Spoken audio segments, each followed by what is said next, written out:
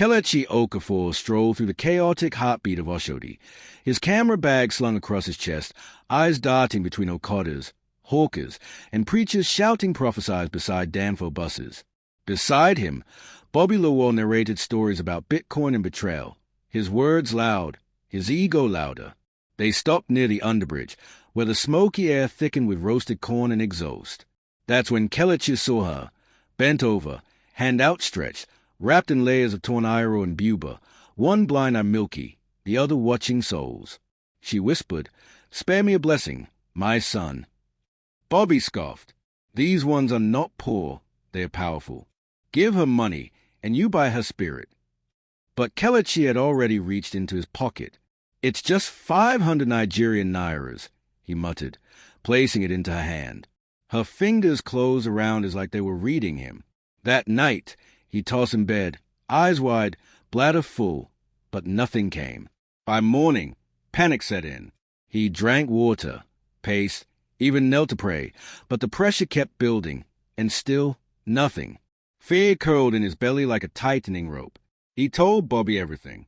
Bobby, who laughed and said, "Go back and beg that woman."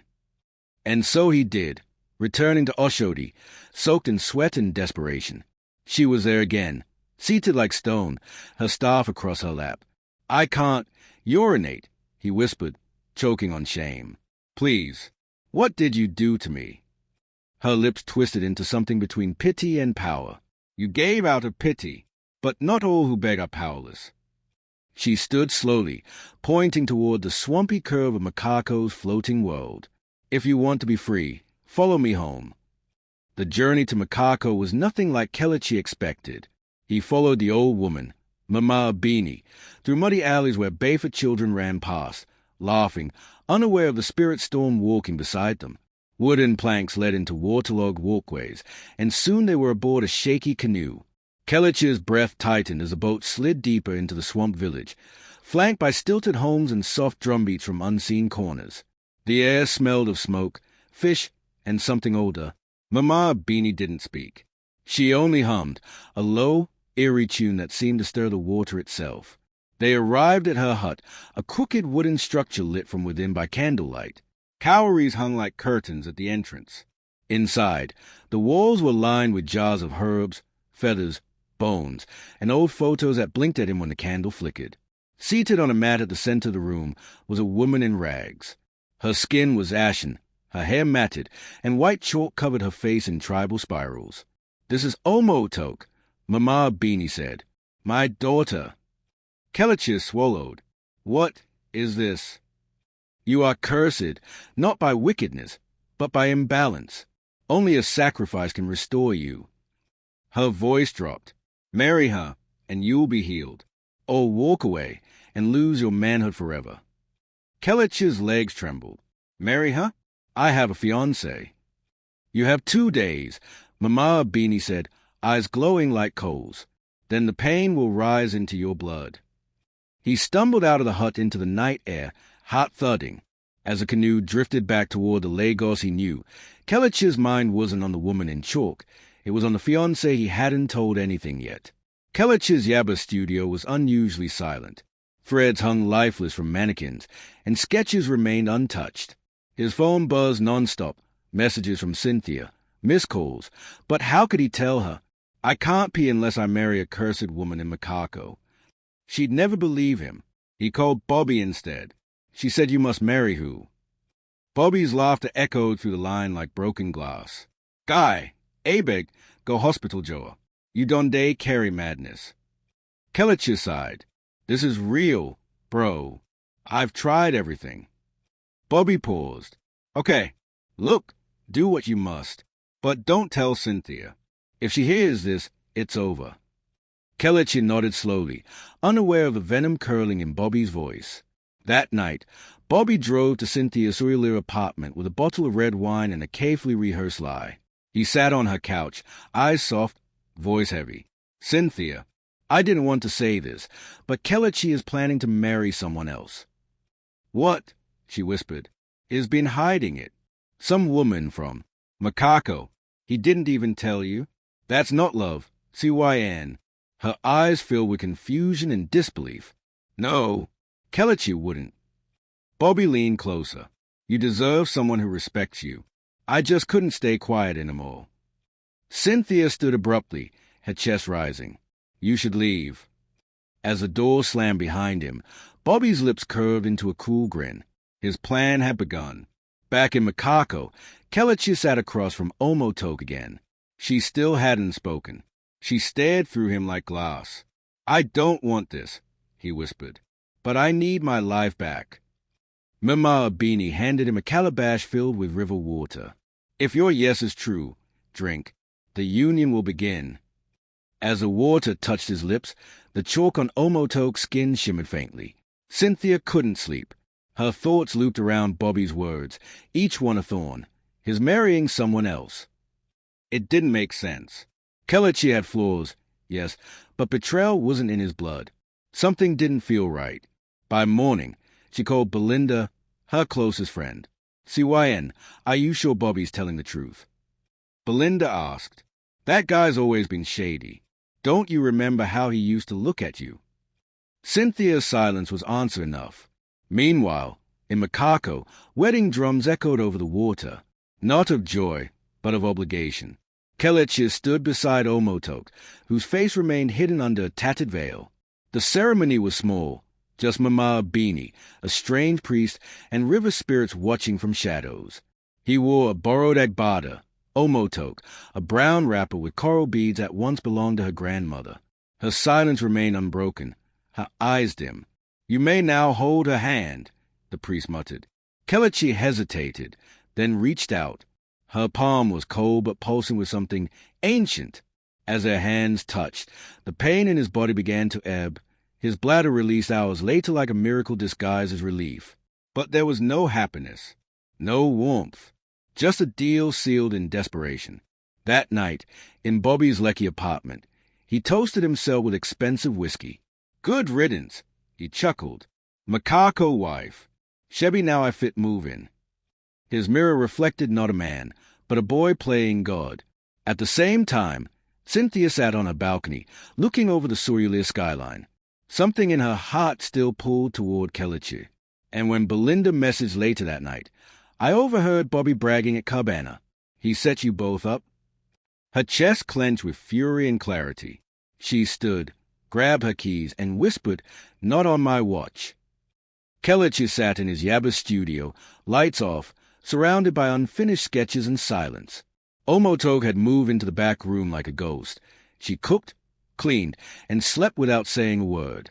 She was no wife, and he was no husband, just two souls tied together by an invisible rope of regret. The pain was gone, yes, but so was Cynthia, and Kelechi couldn't shake the feeling that he'd just traded one prison for another. Across the city, Cynthia arrived at the Redeemed Mission Church in Surrealist, her eyes tired but fierce. Pastor Adekunle, her spiritual mentor, listened intently as she spilled everything. Bobby's lies, Kelechi's sudden disappearance, and the rumors of a Makoko wedding. This is no ordinary matter, the pastor said. This is spiritual warfare. He prayed, anointed her head, and told her to prepare. You will go to him, and we will confront the darkness. The next morning, Cynthia arrived unannounced at Kelechi's studio. Omotoke answered the door, still in faded wrappers, eyes hollow. Behind her, Kelechi froze mid-step. Cynthia stared at him, tears and thunder in her voice. You let a lie separate us. You didn't even try to tell me the truth. Kelechi's shoulders sagged. I didn't know how. I was ashamed. Before more word could form, Pastor Adekunle arrived with two elders. They stepped inside without fear. Madam, he said, turning to Omotoke, your chains are not your crown. They formed a circle. Songs of deliverance rose. As prayer filled the space, the room shifted. Curtains blew though no wind entered. Omotoke screamed, then collapsed. Mama Abini appeared at the doorway like a summoned storm. But this time, she didn't speak power. She wept. Omotoke's chalk markings dissolved. Her eyes cleared. She stood slowly, regal, reborn. Omotoke sat silently on the edge of the studio mat, her once hollow gaze now softened. The white chalk that cloaked her face had vanished, revealing smooth, honey-toned skin beneath. Her locks hung loose, no longer matted, and her posture, calm, open, womanly, radiated a quiet dignity. Cynthia stood nearby, unsure of what to feel. Jealousy? Relief? Pity? She was a prisoner too, Pastor Adekun said gently. Her mother bound her spirit the moment she refused to become a vessel for vengeance. Mama Beanie knelt in the corner, her voice cracking. I only wanted to protect her from men who break women like dried coolie. No, the pastor replied. You turn protection into a curse. Kelechi sat, head bowed. So, she was never the problem. I was. No, Omotok said softly, for the first time. We both were caught in something older than us. The pastor led them all in prayer, sealing the deliverance. Mema Abini removed the coral beads from her neck and handed them to Omotok, who took them like someone receiving her name back. Later that evening, Cynthia and Kelechi sat under the mango tree behind his studio. No words, just shared silence. Then she broke it. I still don't understand why you didn't fight for us. I didn't know how, he admitted. But if you'll let me, I'll start now. Omotok left quietly the next morning, returning to Makoko, not as a shadow, but a woman free. She promised to begin again, maybe open a herbal shop, maybe just breathe. Mama Beanie followed behind her, the staff gone, walking stick in hand instead. Their curse was broken, but Lagos had more storms yet. News of the deliverance spread quietly through whispers in church circles and back alleys. But one person didn't take it lightly. Bobby. He heard it at a lounge in Lekki during a night of drinks and ego. Kelechi's curse is broken. Cynthia's back. Even the Makoko girl glowed up. Rage bloomed in his chest like fire on petrol. That night, Bobby stormed into Makoko, brushing past canoe boys and staring down anyone who looked too long. He found Mama Abini outside her hut, calmly peeling bitter leaf. You think you can curse my guy and get away with it? He spat. Mama Beanie didn't flinch. You think betrayal doesn't speak? It echoes. I made Cynthia mine. Bobby shouted. I broke them. And I can break you too. She looked up slowly, one eye still clouded, the other burning bright. You broke nothing. You only exposed your rut. Bobby raised a hand, but before it could fall, a loud shriek erupted from within the hut. A spirit wind burst through the doorway, spinning dust and river water into a whirlwind. He stumbled backward, eyes rolling. The air thickened with an unseen force. Mema Abini whispered a single phrase in Yoruba, and Bobby collapsed. In that moment, his voice twisted into nonsense, his mind unthreaded. He ran screaming through the planks of Makoko, leaping into murky water, shouting at invisible ghosts. By dawn, they said Bobby had been spotted barefoot, begging in Oberland, muttering about spirits and betrayal. No one claimed him. Mema Abini watched the sunrise with Omotok by his side. Justice isn't loud, she murmured. It waits. It was a quiet Saturday morning in Yaba. The air smelled of wet earth and freshly brewed zobo from the kiosk down the street. Inside his studio, Kelechi adjusted the collar of his custom cream kaftan, embroidered with bronze thread. Today was different. No fear, no curses, just light. Cynthia stood beside him, dressed in a flowing asso gown the color of sunrise, jewel perfectly tied. Her eyes held the softness of healing, the sharpness of lessons learned. Friends and neighbors filled the small Surreal church. Nothing grand, just tile floors, plastic chairs, and voices lifted in Yoruba hymns. As Pastor Adekun raised his hands, Cynthia and Kelechi exchanged vows, raw, honest, simple. I will never again let fear be louder than love, he said, tears catching in his beard. I will walk with you, even when the road blurs, Cynthia replied, voice steady. They sealed it with a kiss. The congregation clapped, ululated, and cheered, not just for a wedding, but for a testimony. Far away in Makoko, Omotok placed the final dried herbs on her new wooden shelf. Her small apothecary was open, modest but hers. Women came with headaches and heavy hearts. She met them with tea and knowledge.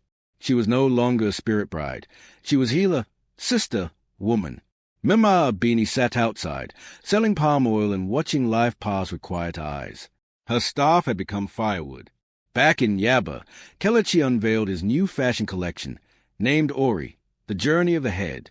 One mannequin wore a dress stitch from the same cloth Omotoke had once wrapped herself in. He stood beside Cynthia as the lights dimmed and Afro-soul filled the room. "This," she whispered, "feels like grace." And it was.